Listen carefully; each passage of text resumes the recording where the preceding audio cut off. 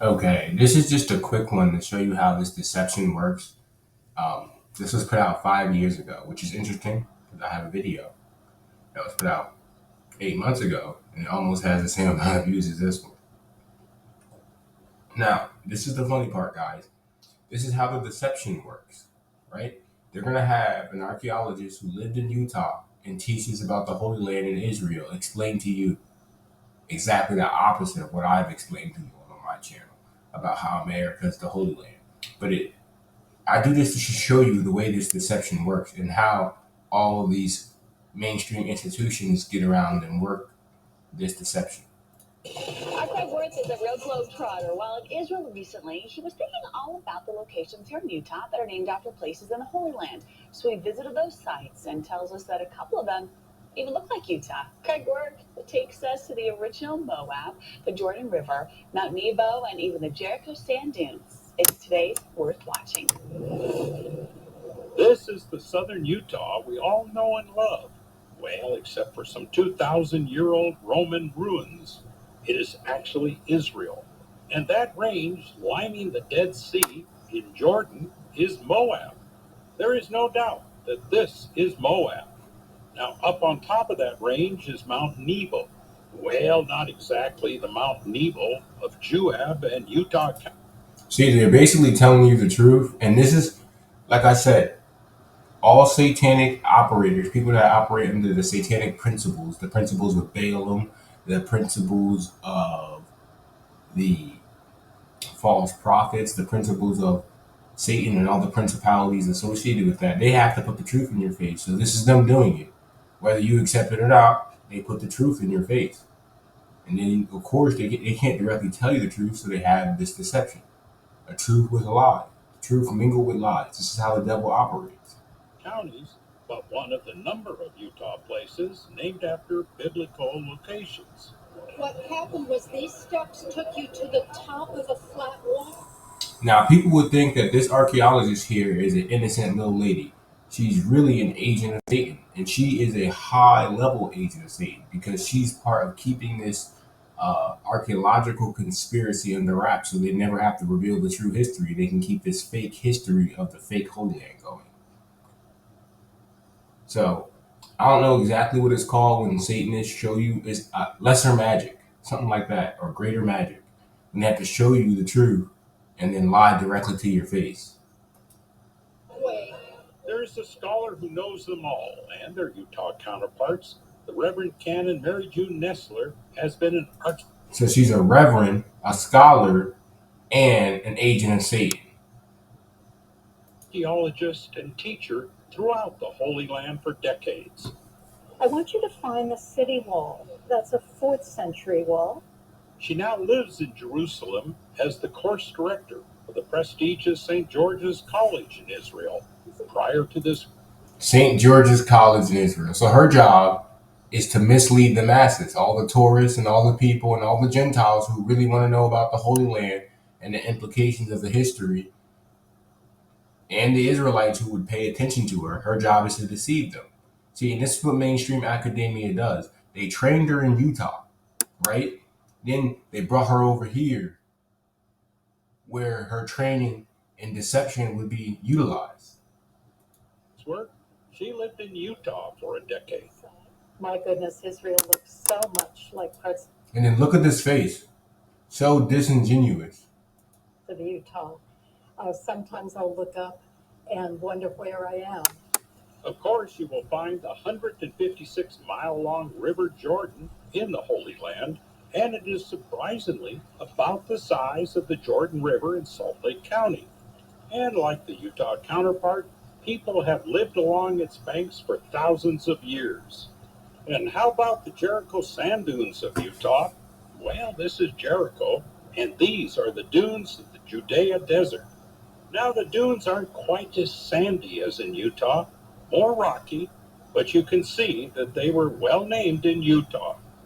And besides, it is here that you find the original 4x4 of the desert dunes. That's a lie. That's a big lie, all right? So a camel is in the horse species, right? And they just said you'll find the original in the Judean desert in what they call Israel.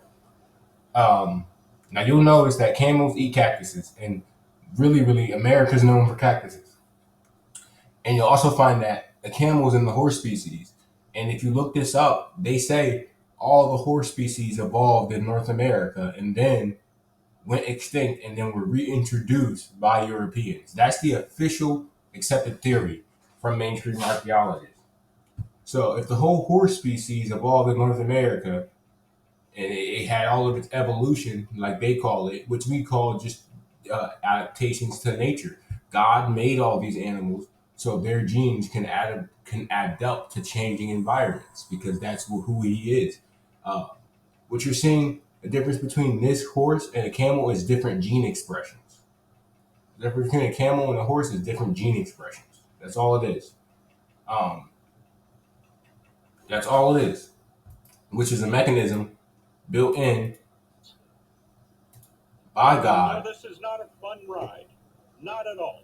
There is no good way on or off.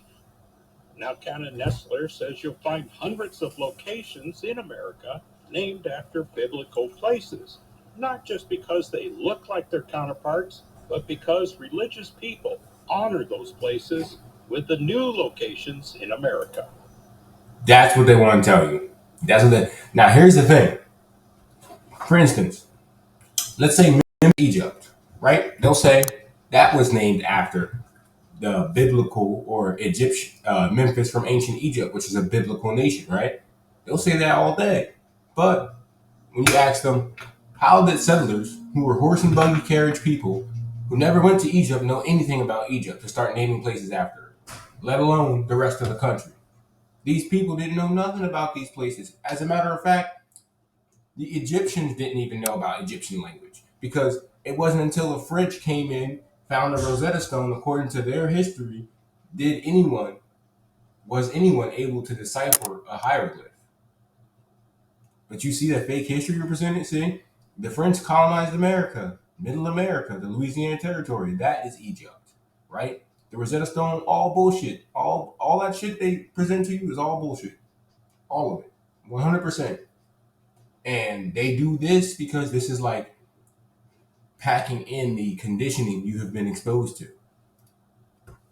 They had no idea in most cases what the actual biblical places looked like, but they were dear to them, dear in their. You see what I'm saying? They had no idea what these places looked like, but they were dear to them. Hey, bro, most American settlers couldn't even read. That's the real shit. Niggas couldn't even read. Niggas wore horse and carriage. Niggas died crossing the country in horse and carriage. They lived in substandard conditions. Uh, you know what I'm saying? Like they didn't know nothing. Most of them couldn't even read, but they knew to read the book and name this place after whatever. See, but this lady is a professional agent of Satan. Their hearts, and when they founded places and they needed to name a river, they needed to name a town, they naturally looked to the scriptures for inspiration. But whether Right. But like at that time, most people could not read. Again, most people could not read, and the people that were determining and interpreting the Bible for them were their pastors and priests. their pioneers saw these places or were just inspired by the accounts in the Bible, Utah is pretty close to much of the land. For example, I just thought that this canyon looked like the land outside of Price. Well, it's a lot of fun because when I'm riding around and I see the name of a place that I know from Utah and I know I'm halfway around the world, it jogs my memory of good See, satanic deception, deceivers, bro. things. Oh, and of course there is the Dead Sea. Now you can't help but think of the Great Salt Lake, and why isn't our Salt Lake really named after the Dead Sea? Well, actually, it does have the same name as the body of water when you look at the literal translation of the name in Hebrew. Yam HaMelach in Hebrew is the Salt Sea. So Utah has a great salt lake, and Israel and Jordan have a great salt lake. But in Hebrew, it has pretty much the same name. Exactly the same. It also has a River Jordan. It's called the River Jordan, Utah. It also has a Sea of Galilee, which is called Lake Utah, and it's just like the scriptures describe it, because this is Israel over here in America. These guys are liars. They're liars. Amen.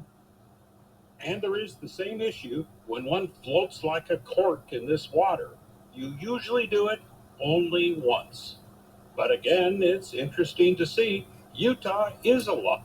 By the way, if you guys have any infectious diseases, you know the River Jordan, the real River Jordan. People do this in the Middle East and they don't get their diseases cured because that's not a mineral water. It's not mineral water. It's not living water. You know how the Most High said He was going to lead them to living waters? Well, He did in the Promised Land. There's hella living water there. Most of the canals and things now run under the streets. But if you go and you have certain diseases and you jump in the Jordan River, it can cure you. It can cure you. Um, America had. I mean, this the whole. It's a holy land. It has mineral spring. The fountain of youth is out there somewhere. You know, this is the truth, guys.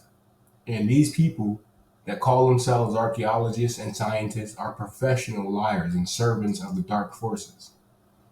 And we must stand against their deception and put them on notice so they know that we understand their deceptions. Not like the Holy Land in topography, well, except for the Roman roads. Well, do you see Utah here? Okay, we have Roman roads too. All the roads that were useful, they paved over with concrete. You think they would go build a new road or they would just pave over a Roman road? Have you ever seen the mud flood? People start breaking up the cities and sidewalks in American cities for construction, and they notice that there's one on all the buildings. There are second and third floors underground, which makes no sense if they built the cities when they say they did. But there's also Roman roads under American cities because Rome took over the whole continent and probably the whole earth, just like America has, because it's the revived Roman Empire, right? Our ancestors helped put Rome down the first time, right? They revived it. Okay, in your imagination. Craigworth, news for Utah at the Dead Sea. So cool. Craig was in Israel on assignment for the Episcopal Church of Utah. He also told us he now knows there are 4 ways to fall off a camel: front, back, right, and left. Oh, Craig Worth. Ow. Wow, that was You obvious. open your car door while submerged underwater. A fatal construction. Anyway, guys, if you want to check it out for yourself, I'll be putting a link in the description. Of course, this was from 5 years ago, and this is because they're only doing this because we're hot on their trail. See, 5 years ago, if we go back 7 years, actually, the eclipse came, and then the Holy Spirit was sent to the chosen people, which is us, and then we started investigating and reading and learning and discovering the truth, right? Then what they do. And this is fair use, YouTube. I'm just giving criticism on this, you know? Don't take my video down. But what they do, you know? And that's just what goes on here, guys. That's what we're dealing with. All right, shalom.